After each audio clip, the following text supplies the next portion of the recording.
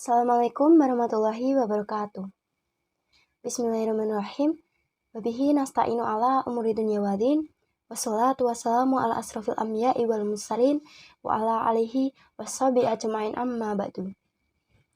Pada kesempatan kali ini, saya akan mempresentasikan materi yang berjudul Qiyas sebagai dalil. Sebelumnya, perkenalkan nama saya Nur Laila Kusumawardhani dengan NIM 232111011 dari kelas 2A Program Studi Hukum Ekonomi Syariah. Pada materi kali ini, terdapat beberapa pembahasan, yaitu yang pertama pengertian qiyas, yang kedua kehujahan qiyas, yang ketiga rukun-rukun qiyas, yang keempat pembagian qiyas, dan yang terakhir pembahasan terkait ilat. Langsung saja pada pembahasan yang pertama, yaitu pengertian qiyas. Qiyas secara bahasa artinya menyamakan, membandingkan, atau mengukur.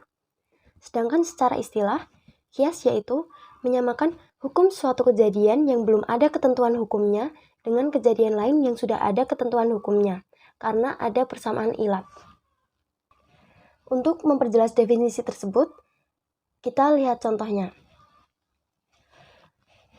Ada peristiwa mansus atau peristiwa yang sudah ada ketentuan hukumnya. Yang pertama yaitu tentang khamar.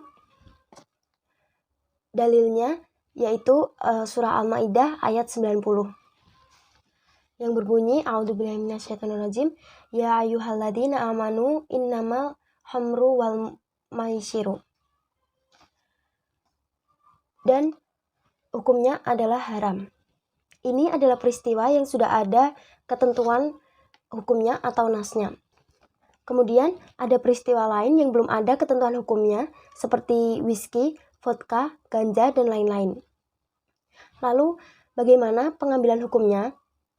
Whisky, vodka, ganja, dan lain-lain itu disamakan dengan khamar dari segi hukumnya, yaitu haram. Mengapa demikian? Karena kedua peristiwa ini, antara yang ada nasnya dan yang belum ada nasnya, memiliki persamaan ilat, yaitu sama-sama memabukkan atau iskar. Lalu yang kedua yaitu ahli waris membunuh muwaris. Ini seperti seorang anak yang membunuh orang tuanya. Dalilnya yaitu orang yang membunuh tidak mewarisi dari orang yang dibunuh sedikit pun. Hukumnya terhalang hak warisnya. Peristiwa yang belum ada nasnya yaitu yang diwasiati membunuh pewasiat. Karena ada kesamaan ilat di sini, yaitu menyegerakan sesuatu sebelum tiba saatnya, maka kedua hal ini, yaitu waris membunuh muwaris dan yang diwasiati membunuh pewasiat, itu disamakan hukumnya, yaitu terhalang hak warisnya. Kalau yang diwasiati ini terhalang wasiatnya dari yang pewasiat itu. Lalu yang terakhir yaitu jual beli saat azan Jumat. Dalilnya yaitu Al-Jumu'ah ayat 9 dan hukumnya adalah makruh. Sedangkan peristiwa yang belum ada nasnya yaitu sewa menyewa, gadai, pinjam-meminjam yang dilakukan di waktu Jumat. Karena terdapat kesamaan ilat yaitu sama-sama menyibukkan dari sholat, maka ini juga dikiaskan hukumnya sama yaitu makruh. Selanjutnya yaitu kehujahan qiyas. Mengapa qiyas dikatakan sebagai dalil yang bisa dipakai? Ada beberapa pendapat ulama terkait qiyas bisa dipakai sebagai hukum atau tidak. Yaitu yang pertama pendapat dari jumhur ulama atau biasa disebut musbit al-qiyas. Mereka berpendapat bahwa qiyas merupakan hujah syar'i. Jadi qiyas bisa dipakai sebagai sumber hukum Islam atau dalil. Lalu pendapat yang kedua yaitu dari Syiah dan Dhahiriyah atau yang biasa disebut dengan nufat al-qiyas. Mereka berpendapat bahwa qiyas bukan merupakan hujah syar'i, jadi tidak bisa dipakai sebagai sumber hukum atau dalil. Selanjutnya kita membahas terkait dalil musbit al-qiyas atau dari jumhur ulama itu. Yang pertama dari Al-Quran, yaitu surat An-Nisa ayat 59, yang artinya, hai orang-orang yang beriman, taatilah Allah dan taatilah Rasul-Nya, dan ulil amri di antara kamu. Kemudian jika kamu berlainan pendapat tentang sesuatu, maka kembalikanlah ia kepada Allah atau Al-Quran dan Rasul atau Sunnahnya. Jika kamu benar-benar beriman kepada Allah dan hari kemudian, yang demikian itu lebih utama bagimu dan lebih baik akibatnya. Ayat ini menunjukkan bahwa jika ada perselisihan pendapat di antara ulama tentang hukum suatu masalah, maka solusinya adalah dengan mengembalikannya kepada Al-Quran dan Sunnah Rasulullah. Cara mengembalikannya antara lain dengan qiyas. Selanjutnya, dari Sunnah, yaitu hadis Mu'adz bin Jabal saat diutus ke Yaman. Hadis itu berisi dialog antara Rasulullah SAW dengan sahabat Mu'adz bin Jabal ketika Mu'adz itu dikirim menjadi hakim di Yaman. Dalam dialog itu, Mu'adz ditanya oleh Rasulullah bahwa dengan apa engkau akan memutuskan perkara yang dihadapkan kepadamu? Kemudian Mu'adz menjawabnya dengan mengatakan bahwa ia akan memutuskan hukum dengan berdasarkan kitab Allah atau Al-Quran. Dan jika tidak didapatkan dalam kitab Allah, ia putuskan berdasarkan sunnah Rasulullah SAW. Dan seterusnya dengan hasil ijtihadnya sendiri, jika hukum suatu masalah tidak ditemukan dalam dua sumber hukum tersebut. Hadis di atas menurut mayoritas ulama usul fikih mengandung pengakuan Rasulullah terhadap qiyas. Karena praktik qiyas adalah satu macam dari ijtihad yang mendapatkan pengakuan dari Rasulullah dalam dialog tersebut. Selanjutnya ada dari af'al dan akwal sahabat, yaitu kehilafahan Rasulullah dikiaskan dengan Rasul, dan penentang zakat dikiaskan dengan saat Rasulullah masih hidup. Selanjutnya ada makul atau logika, atau kita menggunakan nalar. Hukum Allah disyariatkan untuk kemaslahatan, dan qiyas tujuan utamanya adalah untuk kemaslahatan. Qiyas dapat mengcover jumlah ayat dan hadis yang terbatas dan mampu menjawab problematika hukum yang tidak terbatas. Lalu selanjutnya ada rukun qiyas. Rukun qiyas ada 4, yaitu yang pertama ada asal, berarti pokok atau dasar, yaitu suatu peristiwa yang telah ditetapkan hukumnya berdasarkan nas. Contohnya yaitu hamar. Yang kedua yaitu far', berarti cabang, yaitu suatu peristiwa baru yang belum ditetapkan hukumnya di dalam nas. Contohnya yaitu vodka, ganja, sabu-sabu, dan lain-lain. Yang ketiga yaitu hukum asal, yaitu hukum dari asal yang telah ditetapkan berdasarkan nas, dan hukum itu pula yang akan ditetapkan pada faro, seandainya ada persamaan ilatnya. Contohnya haram. Ini seperti homer tadi yang disamakan dengan vodka, ganja, dan sabu-sabu yang hukumnya haram karena mempunyai persamaan ilat. Ilat yaitu suatu sifat yang menjadi persamaan antara asal dan faro.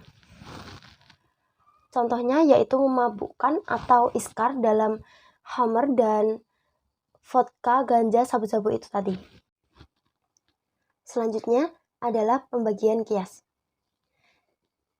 Yang pertama, qiyas berdasar pada kekuatan ilat. Terbagi menjadi 3 macam. 1. Qiyas al-aulawi, yaitu qiyas yang ilatnya mewajibkan adanya sebuah hukum. Hukum dalam far'u memiliki kekuatan hukum lebih utama daripada asal. Contoh dari qiyas al-aulawi yaitu seperti mengatakan seruan atau kata buset atau kepada orang tua. Tidak hanya itu, kata-kata lainnya yang kurang pantas, maka hukumnya adalah haram. Selanjutnya ada qiyas al-musawi, yaitu qiyas yang ilatnya mewajibkan adanya hukum yang sama antara hukum yang ada pada asal dan hukum yang ada pada far'u. Contoh dari qiyas ini yaitu seperti menjual harta anak yatim dikiaskan kepada larangan memakan harta anak yatim dengan zolim. Ilatnya ialah keduanya sama atau seimbang, yaitu menghabiskan harta anak yatim. Dan yang terakhir, qiyas al-adna, yaitu qiyas yang ilat pada furu' lebih lemah atau lebih rendah kedudukannya dibandingkan pada asal. Contoh dari qiyas al-adna yaitu adanya kandungan yang membuat mabuk di dalam minuman keras seperti bir, yang lebih rendah dari sifat yang membuat mabuk di dalam kandungan minuman keras khamar yang diharamkan di dalam Al-Quran. Selanjutnya, ada pembagian qiyas berdasar pada kejelasan ilat yang terdapat pada hukum.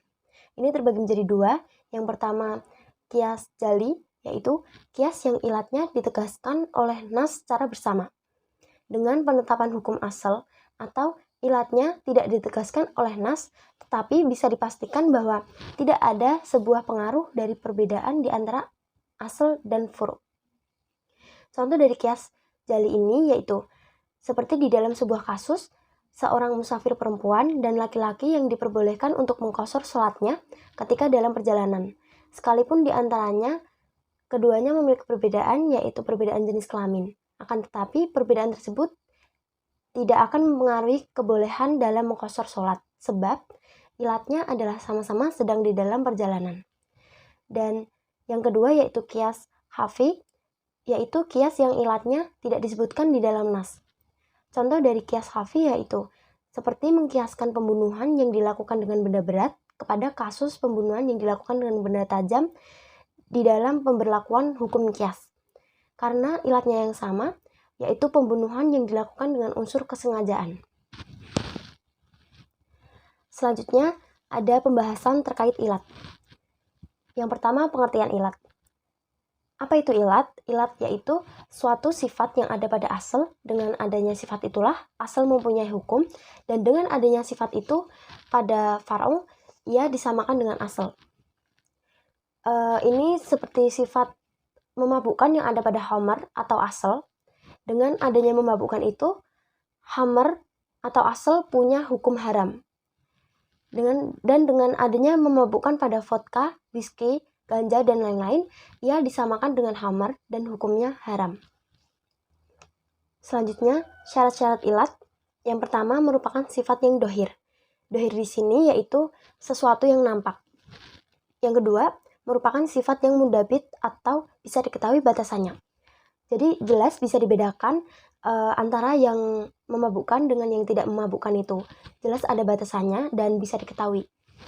Dan yang ketiga, merupakan sifat yang munasib atau sesuai untuk dijadikan batasan atau tidaknya hukum. Dan yang keempat, bukan merupakan sifat yang hanya ada pada asal. Sifat itu harus ada pada asal dan far'u. Jadi apabila hanya terdapat pada asal atau hanya terdapat pada far'u, tidak bisa dikatakan ilat. Karena ilat itu harus sifat yang ada pada kedua-duanya, asal dan far'u. Lalu selanjutnya, langkah menentukan ilat. Yang pertama, nas atau ilat al-mansuh alaiha. Ada nas Al-Quran atau sunnah yang dengan jelas menunjukkan ilat suatu hukum. Contohnya, ilat kewajiban memberikan 1/5 harta fa'i untuk fakir miskin. Yang kedua, yaitu ijma' atau kesepakatan para ulama bahwa ilat perwalian atas harta anak adalah sigar atau sifat kecil. Ulama sepakat bahwa seorang anak itu harus mendapat perwalian atas hartanya. Ilatnya adalah karena dia masih kecil. Dan yang ketiga, as-sabr wa at-taqsim atau menguji dan memilah. Misalnya pada khamar disebutkan semua sifat khamar yaitu seperti cair, anggur, dan memabukkan dan lain-lain itu dikumpulkan menjadi satu. Dari situ diuji satu-satu ilat yang telah dikumpulkan itu, lalu dipilah dan akhirnya akan diambil atau diputuskan ilat yang paling sesuai dengan nas, yaitu kalau pada khamar itu memabukkan. Baik, sekian presentasi dari saya. Kurang lebihnya saya mohon maaf. Wassalamualaikum warahmatullahi wabarakatuh.